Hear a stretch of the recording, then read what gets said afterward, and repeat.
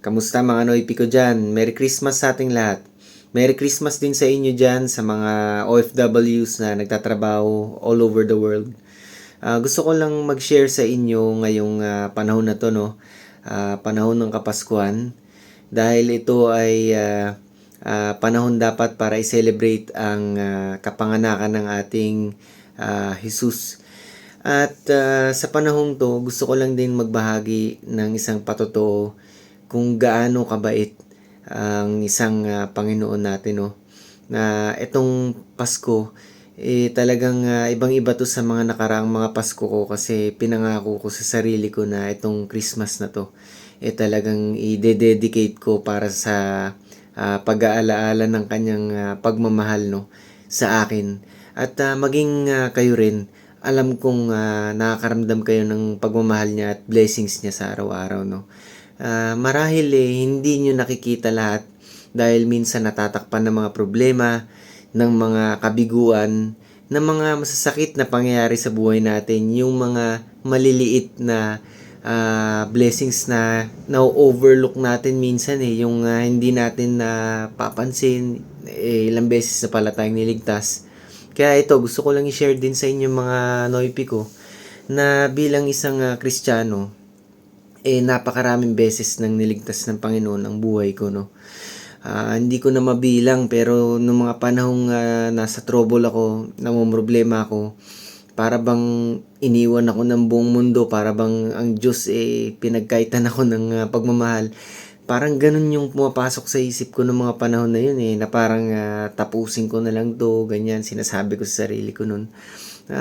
In particular, gusto kong maikwento sa inyo, no, yung isa sa mga recent happening sa buhay ko na talagang masasabi kong pinakamasakit, pinakamabigat, no. Talagang mas masakit pa sa breakup ng isang magjowa sa palagay ko. Ito yung nanakawan ako ng 3 million pesos na halaga ng gold chain doon sa Netherlands months ago, last September. Na-hold up ako doon ng tatlong lalaki. At yung tatlong lalaki na yun, talagang naisahan ako kasi nga hindi pa ako na-hold up kahit minsan, tapos kabisado nila yung lugar, ako hindi ko kabisado. Nakipaghabulan talaga ako kahit na may dala akong kutsilyo nun. Maswerte sila, hindi ko sila nasaksak talaga, pero kung naabutan ko talaga, alam nyo na mangyayari, ano tayo, di ba, tigasin tayo. Ngayon, naka-escape sila. Anong nangyari nun, talagang nagkahabol lang kami, tapos ang ginawa nila, pumasok sa isa sa mga bahay doon kasi nga napagod na sila dahil syempre boxer din tayo, malakas ang ating cardio. Pumasok sa isa sa mga bahay, tapos hinihintay ko lumabas na lang, hindi na lumabas. Yung pala, nag-exit sila doon sa likod ng bahay na yun. Meron palang ganun yung mga bahay sa Netherlands, may mga exit pathway sa likod. So yun, napakasakit. Sabi ko pagbalik ko ng hotel ko, tapusin ko na tong buhay ko. Sabi ko ganun nung nasa hotel ako. Buti na lang yung isang best friend ko talaga na hindi ko ina-expect na pupunta sa buhay ko, hindi ako iniwan sa video call. Talagang sinubaybayan ako, kinausap ako. Kundi sa kanya, feeling ko wala na ako ngayon, mga Noypi ko, no.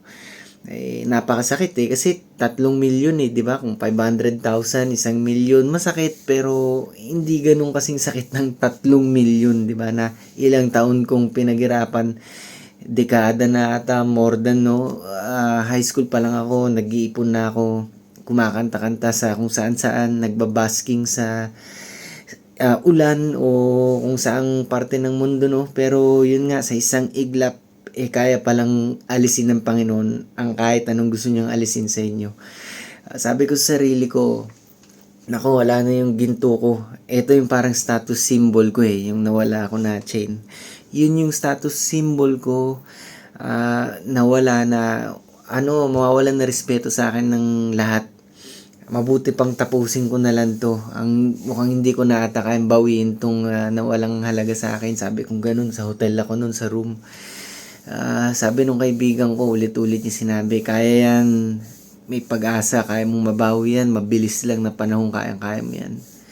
Isip-isip ko sarili ko, paano, salita lang siguro madaling sabihin na kayang bawin, pero paano, di ba? Hindi naman ako magnanakaw, hindi ako mangi-scam. Wala yun sa bokabularyo ko, no? Pero paano? So, ilang araw akong nag-isip nun, nakituloy pa ako sa kanila kasi nga na-depress ako sobra yung talagang takot na akong mag-isa nun sa bahay ko dahil baka may magawa ko sa sarili ko. So, sabi nung kaibigan ko ano nga, doon ako sa kanila. So, ilang araw, naisip ko na mag-reinvest sa gold. Kasi gold yung nawala, so mag-invest ulit ako sa gold ng mas malaki na. Ngayon, nag-decide ako talaga na umalis ng Georgia. Isang biglang desisyon na malaki. Pero yun, binenta ko yung mga property ko doon. Tapos, nire-invest ko lahat sa ginto, no? 100%. Nilakasan ko yung loob ko talaga, mga tol. Tapos, biruin nyo napaka-weirdo lang mga tol. Pero, after ilang weeks lang nung pangyayaring yun sa Netherlands, yung pang-hold up sa akin, nagtaas talaga bigla yung presyo ng ginto worldwide, no?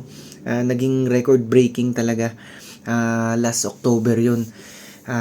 World record yun na pinakamataas. Tapos, yun, di tuloy-tuloy nag-i-invest ako. Hanggang sa etong couple of days ago lang, yun, meron na namang na-reach na world record no na nagtaasan yung mga presyo. So, talagang parang yung Panginoon talaga yung hindi mo man ma-explain minsan kung bakit kanya nilalagay sa isang certain na katayuan ng buhay na parang susuko ka na sa bigat o sa hirap. Pero parang nagiging blessing in disguise yung mga pagkakataong mga yun. At ginagawa pala niyang yun yung kumbaga sa ginto yung habang sinasala ka sa init lalo kang tumitibay. So yung Panginoon inaano ka, tinitesting ka talaga. Madalas no pagka naka-encounter ka ng kabigatan tulad nung nangyari sa akin, mga tol. Akala ko yun na yung katapusan ko. Akala ko hindi na makabangon sa pagkalugmok. Pero kahit anong isipin yung imposible, kahit anong sabihin ng mga barkada nyo ng buong mundo na wala ng pag-asa yan, nang ganyan ka na lang, kayang ibahin ng Panginoon sa isang pitik. Yan ang totoo, mga tol. Walang kayang makapagpaliwanag niya na kahit sino scientist. Pero mga tol, ang storya ko, no, nasa isang reformation pa ako, nasa proseso pa ako, no. Wala pa ako sa tagumpay. Dinadaanan kong daan ngayon yung daan na alam kong binibigay sa akin ng Panginoon. Sinusundan ko lang, no. Ilagay man niya ako sa mas malaking pagsubok, ilagay man niya ako sa mas masakit na kabiguan ng buhay, no. Pinangako ko sa kanya na tatanggapin ko buong buo, no. Tinaya ko nga yung lahat ng meron ako sa gold. Sabi ko sa Panginoon, Lord, eto na bang sign na papayamanin mo ko lalo? Kung ito naman din ang daan para kunin mo lahat sa akin at yun ang gusto mo ipagkaloob, tatanggapin ko. Hindi ako mababaliw, hindi ako madedepress, hindi ko sasaktan ang sarili ko kundi tatanggapin ko ng buong buo, no. Dahil mga tol, kapag nagsimula na yung ganun na isinuko nyo sa Panginoon, hindi nyo malalaman magigising na lang kayo na things are working out for your good, no. Talagang hinayaan mo na yung Panginoon ang kumilos sa'yo. Ibibigay niya yung higit pa sa gusto mong makamit, no. Kaya mga tol, ang message ko lang ngayong Kapaskuhan sa inyo bilang isang simpleng Kristiyano, no, na hold on to your faith, no. Huwag kayong susuko. Ang temptation ng demonyo nandyan yan. Nasa tabi nyo lang yan. Hindi yan naalis sa inyo.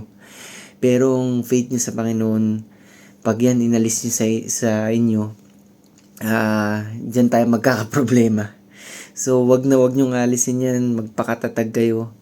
Alalahanin nyo the little things na binibless sa inyo ng Panginoon. Pamilya nyo, mga kaibigan nyo, ang mga anak ng mga kaibigan nyo, di ba? Lahat ng maliliit na mga bagay, nakaraang mga taon na muntikan ka na, masagasaan dyan, muntikan nang may mangyari sa'yo. Sinuwerte ka ba sa isang pagkakataon, no? Alalahanin nyo, pero napakarami niyan, mga tol, I'm sure. At talagang may in love kayo sa ating Panginoon at hindi na kayo talagang tatalikod ulit. Kaya yan ang message ko ngayong Kapaskuhan. Talagang this is dedicated to our Christ bilang isang pasasalamat, gratitude. So yan lang mga tol, Merry Christmas sa atin lahat at sana maging masayang inyong holiday. Maraming salamat mga Noipi.